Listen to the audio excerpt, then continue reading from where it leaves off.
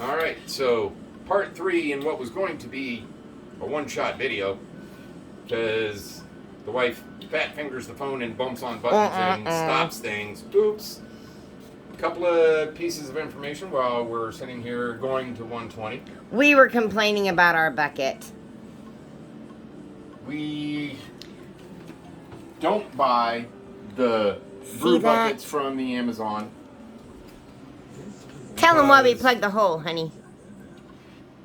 Oh, plug in the hole. Yeah, so... What don't they tell you on the YouTube? What they don't tell you on the YouTube is if you have a vent, if you're not using an airlock, the little bubbler thing that goes on top, if you don't cover your vent, the fruit flies love mash. Yeah, it's covered with carbon dioxide and the fruit fly goes in there and just kind of dies and ends up in your mash. Fruit flies are gross. You don't want bugs and anything else in your mash, so cover your vents or use the little bubbler.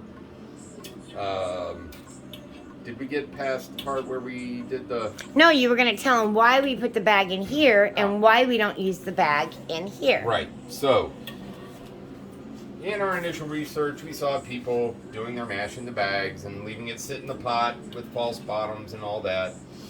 But what we found is on the false bottoms, there's still particles and sugars that get down in the bottom. We made scobies. Gel up into almost jello because it's not being agitated below the false bottom. It's boiling to death.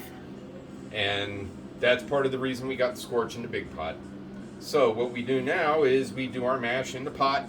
No brew bag. No brew bag. But we hang the brew bag in our fermenting